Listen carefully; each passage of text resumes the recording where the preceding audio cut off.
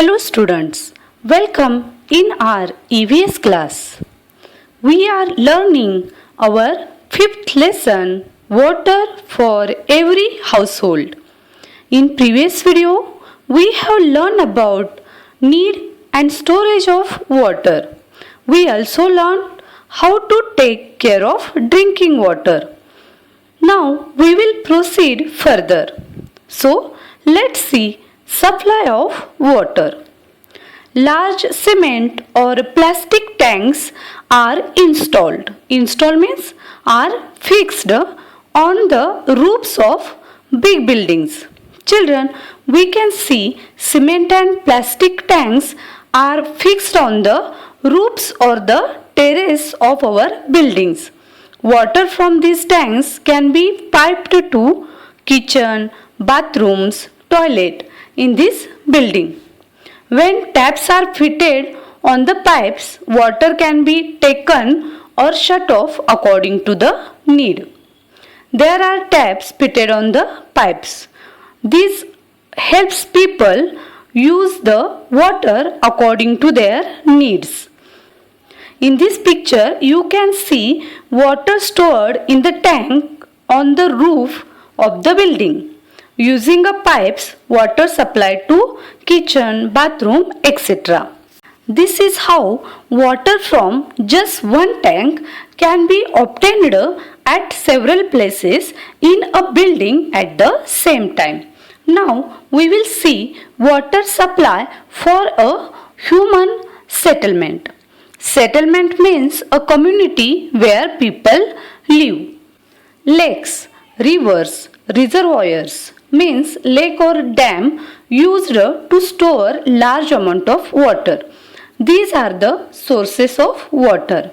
They are often at long distance from our houses, so it is difficult to collect water from such distant places. Besides, we cannot be sure that the water can be used as it is for drinking. That is why a large water sources is identified near a settlement. Identify means established or made. Children, lake, rivers and reservoirs are often at the long distance. So large water source is made or established near a settlement. Water from it is brought through larger pipes to a common place, and then water is made safe for drinking. This is called purification of water. Arrangements are made to distribute this water all over the town or city. This is called distribution of water. Can you tell? When we draw water into a spray pump from a bucket of water, in which direction does the water flow? When we draw water into a spray pump from a bucket of water, the water flows from bucket to spray pump, that is from the lower side to the upper side. Now we will discuss next point, that is water tanks at a height. Children, we know that water flows downwards, but if we want to lift water upwards, means when we want to lift water from lower level to upper level, we have to use some force. We need some force. For this force, we need to use machine. Machines used for lifting water from lower level to upper level are called pumps. Pumps runs on diesel or electricity. With the help of water pumps, water can be filled in the tanks at a height. They are also called water towers.